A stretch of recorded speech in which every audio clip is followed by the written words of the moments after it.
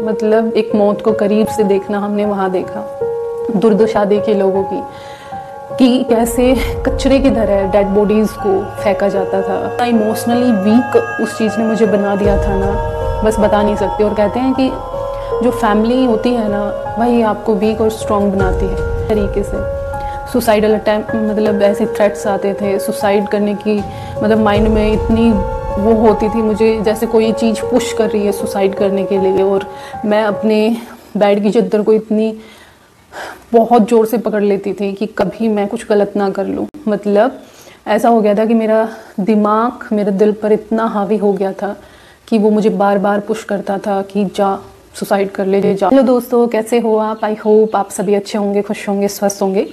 Thumbnail में देखकर आपको समझ में आ गया होगा कि हम किस चीज़ पर बात करने वाले हैं। Anxiety and depression.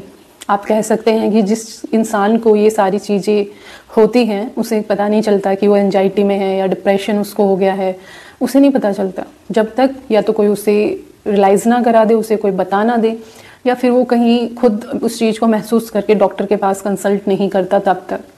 मेरे केस में हुआ था कि बहुत सारी चीज़ें एक साथ मेरे साथ हो रही थी कि उस समय पे कोरोना चला हुआ था। वो कोरोना जिसमें बहुत लोगों की डेथ हुई थी, ड्यूटियां हमारी दिन रात की ऐसे हो रही थी।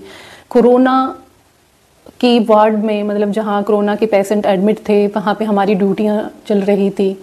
वहाँ पे हमें जाना आना होता था। कई बार हॉस्पिटल में ऑक्सीजन के सिलेंडर ख़त्म हो जाते थे तो उनकी फैमिली वाले भाई इशू करते थे, तो उसके वहाँ हमारी ड्यूटियाँ लगती थी। तो बहुत डर लगता था। मतलब एक मौत को करीब से देखना हमने वहाँ देखा, दुर्दशा देखी लोगों की कि कैसे कचरे की तरह डेड बॉडीज़ को फेंका जाता था। कैसे, मतलब उस समय पे बहुत बुरी चीज़ें देखी है यार, भगवान ऐसी चीज़ें कभी ना दिखाए। तो वो सारी चीज़ें चल रही थी। एक साइड मेरी फैमिली प्रॉब्लम्स चल रही थी, जो सबसे मेरे लिए कह सकते हैं वीक पॉइंट था, जो मुझे मतलब इतना इमोशनली वीक उस चीज़ ने मुझे बना दिया था ना, बस बता नहीं सकते। और कहते हैं कि जो फैमिली होती है ना, वही आपको वीक और स्ट्रॉन्ग बनाती है। तो वहाँ से ही मेरा सब कुछ स्टार्ट हुआ था। और कुछ चीज़ें थी जो बचपन की चीज़ें मैंने झेली हुई थी, वो सारी चीज़ें उभर उभर के उसी समय पे बाहर आ रही थी, क्योंकि दिमाग पे इतना स्ट्रेस था कि मैं खुद को ही नहीं समझ पा रही थी। मुझे कुछ याद नहीं रहता था, कुछ खाने का मन नहीं करता था। मतलब एक कहते हैं कि इंसान की जिज्ञासा ख़त्म हो गई है जीने की, ऐसा हो गया था। मुझे कुछ याद ही नहीं रहता था कि अगर मैं एक कदम पर जा रही हूँ कुछ चीज़ लेने के लिए, तो मुझे याद ही नहीं रहता था कि मैं लेने क्या जा रही हूँ। मेरे से कोई बात कर रहा था तो मुझे उसकी बातें ना, मतलब एक ट्यून सुनाई देती थी लेकिन मुझे उसके वर्ड नहीं सुनाई देते थे। मुझे याद ही नहीं रहता था कि उस इंसान ने मेरे से क्या बात की है, वो क्या बोल के गया है, कुछ समझ में नहीं आता था। पढ़ने लग जाती थी तो पढ़ाई बार बार एक लाइन को, यह एक घर है, इस लाइन को मैं पढ़ती थी तो 20 बार पढ़ती थी जब मुझे एक वर्ड समझ में आता था उस लाइन में से, यानी कि घर। मतलब कह सकती हूँ मैं फुल्ली ब्लैंक हो चुकी थी। और कई बार तो महसूस होता था कि क्या मैंने कभी कुछ पढ़ा है या मैंने पढ़ाई की है, ऐसा खुद में फील होने लग गया था। और बहुत ऐसा रहता था कि मैं अकेली रहूं, किसी से बात ना करूं, ना मेरे से कोई बात करे। कोई बात भी करना चाहता था या बात, तो मुझे ऐसा होता था कि बस जाओ यहाँ से, मुझे किसी से बात नहीं करनी।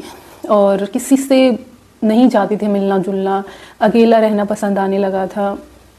और कह सकते हैं कि मैं अकेली भी नहीं रह सकती थी। मतलब कहीं भी मन नहीं लगता था किसी भी तरीके से।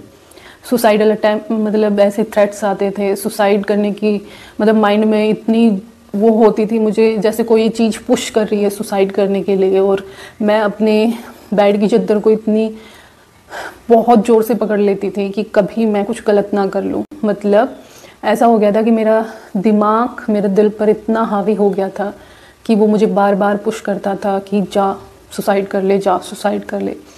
और मैं कह सकती हूँ कि हाँ, उस समय पे मेरे दिल ने शायद दिमाग से हार नहीं मानी होगी कि ऐसा करे। कहीं ना कहीं मेरा दिल मेरा दिमाग के ऊपर थोड़ा बहुत हावी था। अगर ऐसा नहीं होता तो शायद आज मैं यहाँ नहीं होती। और मैं कह सकती हूँ कि अगर आपको एंजाइटी या डिप्रेशन की शिकायत होगी तो आपको एक साइड में मतलब बॉडी के एक साइड में आपको कह सकते हैं कि झंझनाहट भी नहीं होती है, और अलग सा ही कहते हैं ना अपनी देसी लैंग्वेज में उचाटी, मतलब ऐसा बेचैनी सी रहती है आपके कि समझ में नहीं आती, वो सिचुएशन बहुत बुरी वाली थी। लोग बाहर निकलने से मैं डरने लगी थी, क्योंकि फैमिली वालों ने कुछ ऐसी हालत कर दी थी कि मैं बाहर निकलने से डरने लगी थी। बस ये होता था कि ड्यूटी पे गई और जल्दी से अपने क्वार्टर में पैक हो जाऊं।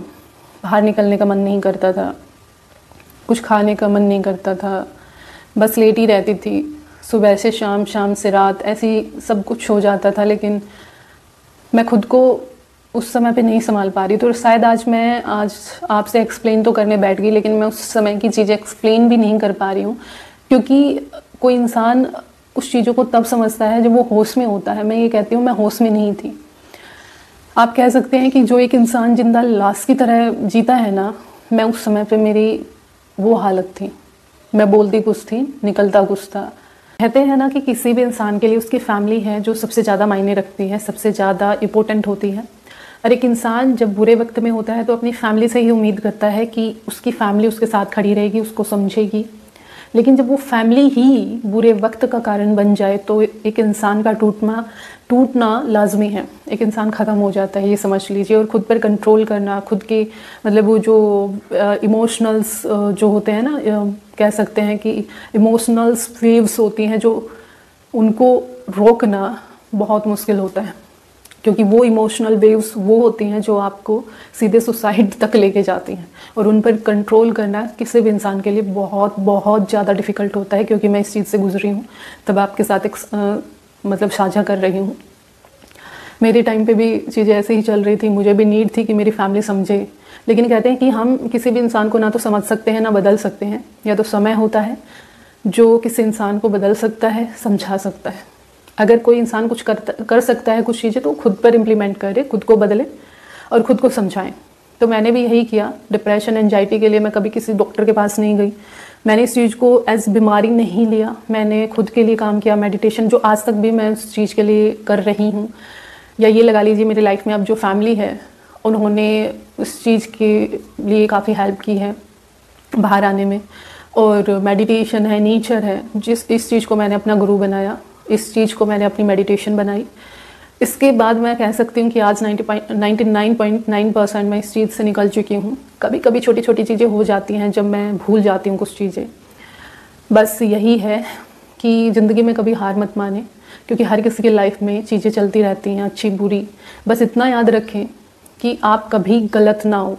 अगर आप गलत होंगे, आपने किसी का बुरा किया होगा, आप किसी चीज़ पर, किसी पॉइंट पर गलत हुए होंगे, तो आप कभी आगे नहीं बढ़ पाएंगे। अगर कोई इंसान आगे बढ़ता भी है तो उस पॉजिटिविटी और उस एटीट्यूड के साथ, उस पॉजिटिव एटीट्यूड के साथ बढ़ता है कि अगर मैं ठीक हूँ तो मैं ये सब चीज़ें क्यों झेलूँ, मैं इस चीज़ को डिनाई करता हूँ, तभी वो इंसान आगे बढ़ता है।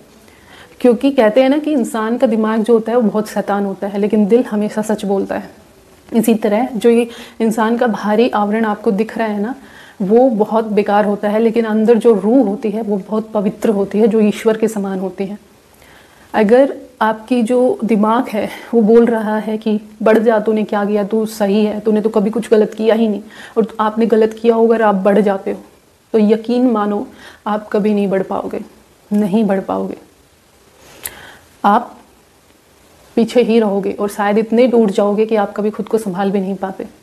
अगर आप कहीं पॉजिटिव रहे हैं, आपने कभी किसी का दिल नहीं दुखाया है, आप मतलब अपनी जगह पर हमेशा सही रहे हो, आपको पता है, आपकी रूह को पता है कि आपने कभी किसी का गलत नहीं किया, आप जब तक थे आप सही थे, तो आप आसानी से बढ़ जाते हो, आगे निकल जाते हो और अपनी लाइफ में खुश भी होते हो और वो सब अचीव करते हो जो आप चाहते हो।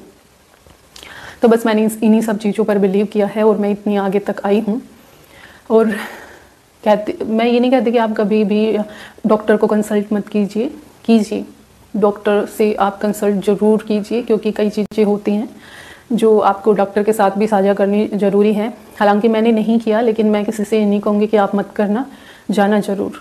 बस इस चीज़ से आप बाहर निकलने की कोशिश करना। अगर आप कभी भी डिप्रेशन जैसी चीज़ों से गुजर रहे हो, किसी भी रिश्ते में आपको धोखा मिला है या फिर आपके साथ कुछ बुरा हुआ है, तो हमेशा खुद से एक सवाल करो, क्या आप गलत हैं?